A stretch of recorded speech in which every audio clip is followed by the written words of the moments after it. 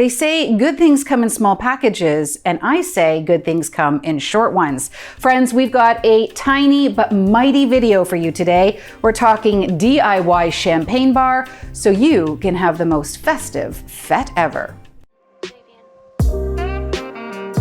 Wine lovers, I'm Erin, the founder and chief sommelier here at the Wine Sisters. Welcome to our YouTube channel. This is the place where every week we show you how to eat, drink, and entertain like a pro. If you're coming back for even more helpful videos, it is so great to see you again. And if you are new to this channel, welcome. I hope you'll consider subscribing so you can be with us every single week for a fresh new video. We have a lot of fun over here. Today, guys, I've got a short one coming for you, but it's a powerful one. And it's all about the DIY champagne bar. You might remember a few weeks ago when we put up that video about how to set up your own home bar to maximize your party success and minimize your stress. Today, we're taking it one step further and going fully themed. This is a champagne bar, and that's what we're going to be offering. You might want to offer one in adjacent to a regular bar or as the full party theme. Now, of course, we're talking about the holidays and New Year's Eve and all of those great celebratory things that champagne makes a great appearance at, but you might want to consider bookmarking this video because this will also go really nicely for your bridal showers, your engagement parties, your birthday parties, your anniversaries, basically any time you really want to celebrate something. So I hope that you're going to enjoy it.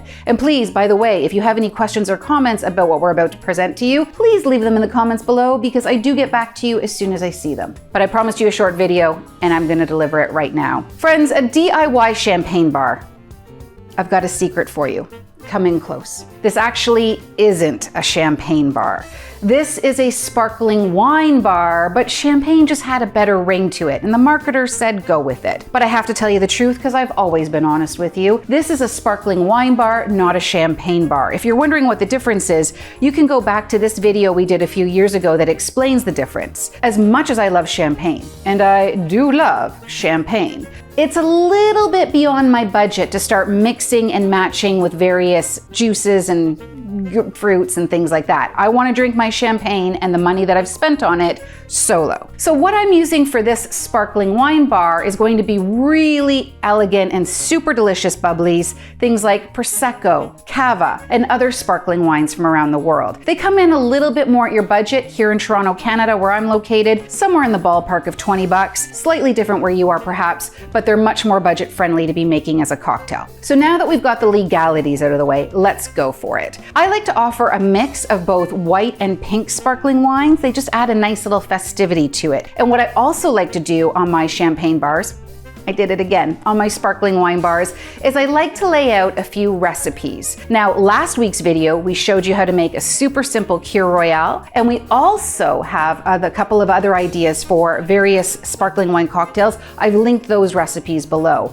But what I like to do is I like to write them on a themed card. Now, you can buy them, of course. I think this one's really sweet. My niece, who is an exceptional artist, she made these for me. So I put them on these beautiful cards because I think that they just add a personal touch and a little touch of familia. So I really like those. But inside you have your recipes so people can decide to follow a recipe. What's also nice about having a recipe on the ready is that people aren't just winging it and therefore risking not making something they like and then therefore wasting it. Now, some of the cocktails that you might want to consider doing for your accoutrements, of course you can mix and match. I like to do a mix of things. We have raspberry or blackberry liqueur, perfect for a Kir Royale or a riff on a Kir Royale. I love a little bit of a pomegranate at this time of year, and of course we did that last week in our sparkling wine cocktail. And you might want to even consider doing some elderflower. This is a beautiful floral kind of element. I actually have the video on how to make an elderflower spritz right here as well. And of course our famous French 75, which uses a little bit of brandy and some lemon. As for the rest of what you're going to want to have some fresh fruits. Even if people choose just to have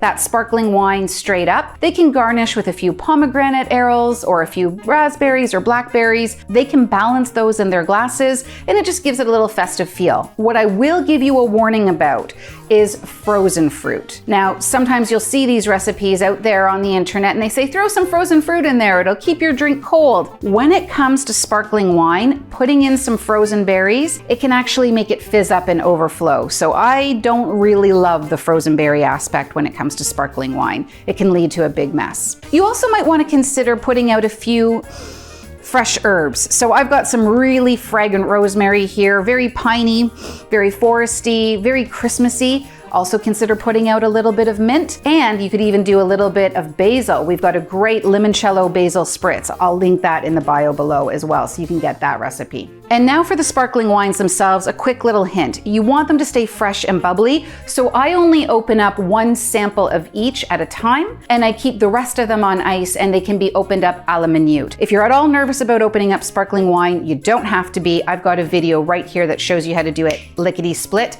and no one loses an eye. It's perfect. So keep those extra wines on ice, open up only what you need at the time, and as for glassware, of course you want to have at least one glass per person, but when it comes to a party, I like to aim for one glass per person per hour. If you've got a big crowd coming, you might want to consider rentals, but if you have a smaller crowd coming, you probably have enough supply in your own house, or at least I hope you do, or it's a good excuse to go shopping. So this is it, guys. This whole bar took me 5 minutes to set up. I just throw out a couple of sparkling wines on ice. I put out a couple of the liqueurs for garnishes. I quickly write up a recipe and then put out some berries or whatever I want to garnish those drinks. And you've got yourself a very elegant and very easy way to entertain your guests this holiday. I hope you found that helpful. I hope you found that inspiring. Again, if you have any questions or comments, leave them in the comments below and I will get back to you as soon as I see them. And don't forget, if you would like weekly inspiration delivered straight to your inbox, we have a newsletter and I hope you sign up for it. I've linked that as well. But until next week, friends, stay well,